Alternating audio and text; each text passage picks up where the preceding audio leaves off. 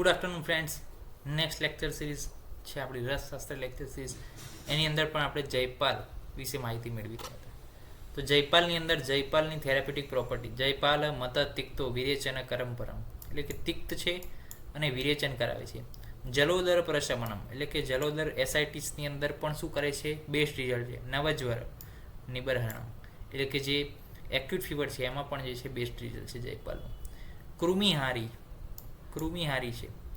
કૃમિનું શું કરે? હરણ કરે. કેમ?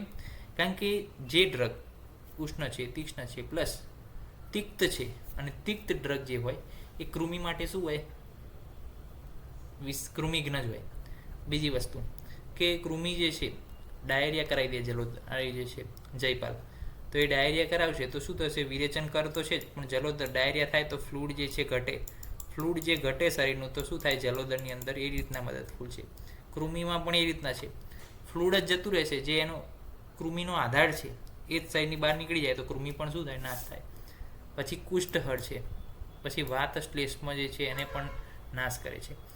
વાંતિકૃત પિત્તજનન, એટલે કે મે કોઝ વોમિટિંગ, વોમિટિંગ પણ કરાવી શકે છે. પિત્તને જનન, એટલે કે પિત્તની વૃદ્ધિ પણ કરાવી શકે છે, પિત્તને વધારે છે.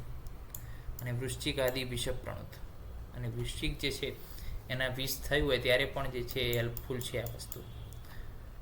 વિંછીનું જ્યારે વિષ થાય ત્યારે પણ જે છે જયપાલ હેલ્પફુલ છે. તો જયપાલ મતતિક્તો વિરેચન કરમપરમ જલોદર પ્રશમનમ નવજરો નિર્ભણમ કૃમિહારી કુષ્ઠહરો વાતશ્લેષ્મ નિષુદનમ વાંતિકૃત પિત્તજનનો વૃશ્ચિકાદિ વિષપ્રણુત. આ જે છે એની થેરાપ્યુટિક પ્રોપર્ટીઝ છે. એના થેરાપ્યુટિક ડોઝ વિશે માહિતી મેળવી છે. તો 1/8 રત્તીથી લઈને 1/4 રત્તી 15 થી 30 mg જે છે આપણે યુઝ કરતા હોય છે જનરલી. એના ફોર્મ્યુલેશન ઈચ્છાભેદી રસ છે, જલોદરારી રસ છે જલોદરમાં, પછી જ્વરારી રસ છે અગ્નિમાંદ્યનો, તો એ રીતના આપેલું છે.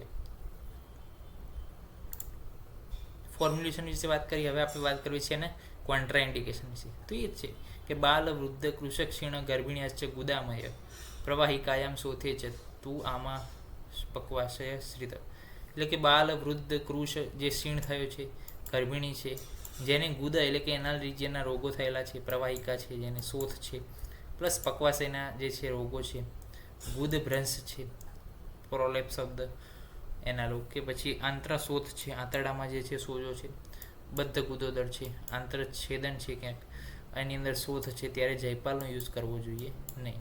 એટલે જેટલા પણ પક્વાશય અને પક્વાશયની નીચેના જેટલા પણ જે છે ડિઝીઝ છે ઓર્ગન રિલેટેડ, તો એની અંદર જે છે આપણે કરવો જોઈએ નહીં પ્રયોગ. શેનો? જયપાલનો. કારણ કે જયપાલની મેઇન ઇફેક્ટ શું છે? વિરેચન કરે. વધારે પડતા ડાયરિયા કરાવી દેશે. તો ત્યાં આગળ જો રોગ હોય તો આપણે વિરેચનનો પ્રયોગ કરાવવો નહીં, એટલું આપણે ધ્યાન રાખવું પડે.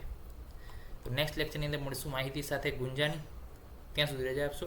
આજે આપણે જોયું formulations, contraindication, therapeutic properties, therapeutic dose of the Jaipal croton tiglium. Next લેક્ચરમાં મળીશું ગુંજાની માહિતી લઈને. ત્યાં સુધી રજા આપશો. જય હિન્દ, જય ભારત, જય આયુર્વેદ, જય ધન્વંતરી. નમસ્કાર.